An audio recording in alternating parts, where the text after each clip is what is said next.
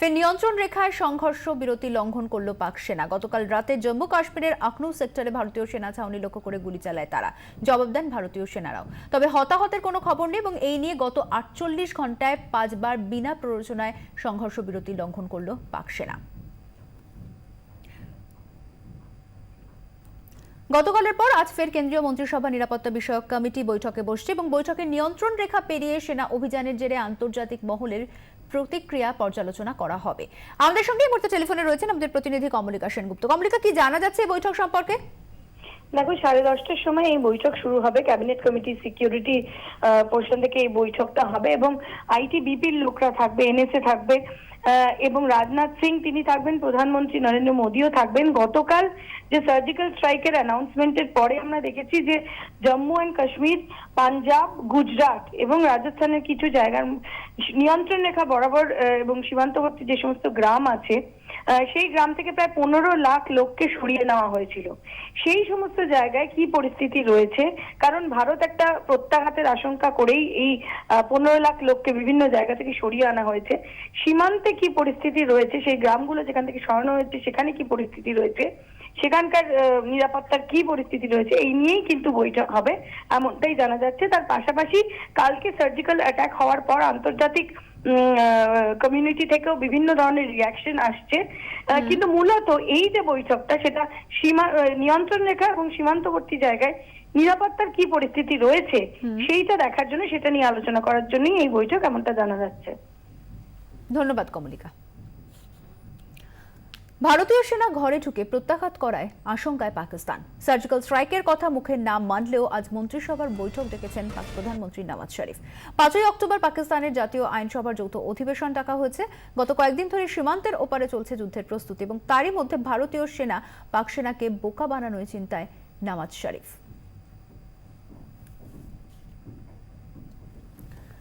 নিয়ন্ত্রণ রেখার ওপারে জঙ্গি গতিবিধি দেখলেই হামলা, আর দিল্লির অনুমতি লাগবে না। সেনাবাহিনীকে সার্জিক্যাল স্ট্রাইকের আজাদি দিল দিল্লি। ভারতীয় সেনার ধাক্কায় ইতিমধ্যে বেসামাল পাকিস্তান। জঙ্গি নেটওয়ার্কের মেরুদণ্ড ভেঙে দিলেন 40 জন কমান্ডো।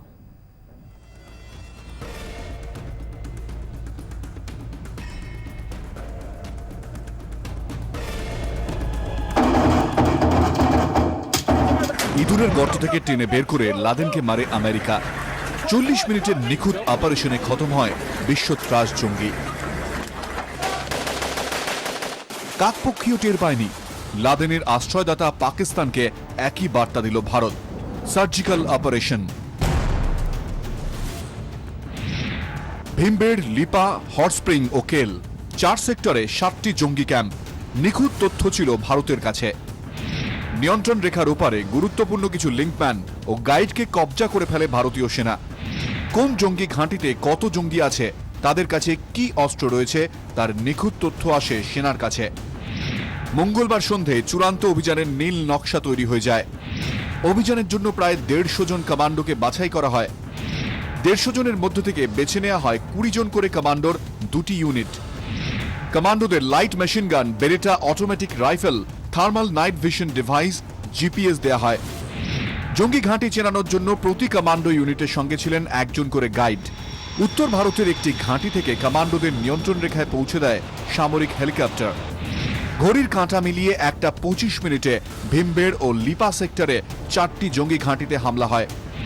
হামলার আগেই নিয়ন্ত্রণ রেখা বরাবর ভারী গোলাবৃষ্টি করে পাক সেনাকে ব্যস্ত রাখে ভারতীয় সেনা। এই ফাঁকেই 6 থেকে 8টি দলে ভাগ হয়ে পাক অধিকৃত কাশ্মীরে মিলিয়ে যান ভারতীয় কমান্ডোরা। নিয়ন্ত্রণ রেখা 3 কিলোমিটার ভিতরে জঙ্গি ঘাঁটিতে গুলিবৃষ্টি শুরু করে সামরিক হেলিকপ্টার। জঙ্গিরা যখন হেলিকপ্টার সামলাতে ব্যস্ত, তখন কার্যত মাটি ফুঁড়ে ঘাঁটিগুলিতে হামলা চালায় কমান্ডোরা। জোড়া আক্রমণের দিশেহারা জঙ্গিরা কোনো প্রতিরোধ গড়ে তোলার আগেই মারা পড়ে। এই হামলার রেশ কাটার আগেই রাত 3টে নাগাদ হটস্প্রিং ও কেল সেক্টরে 3টি জঙ্গি ঘাঁটিতে হামলা হয়। ভোর 4:30 কমান্ডোদের ফিরিয়ে নেওয়া হয়। সাহায্য করার জন্য ব্যাকআপ হিসেবে ছিলেন 100 জন কমান্ডো। তাদের পাঠানোর প্রয়োজনই হয়নি। নিয়ন্ত্রণ রেখার ওপারে তখন সবে আলো ফুটছে। আদুরে জিহাদিদের লাশ গুনতে ব্যস্ত পাকিস্তান। সিজার মন্ডল ও সন্দীপ সরকারের রিপোর্ট, 24 ঘন্টা।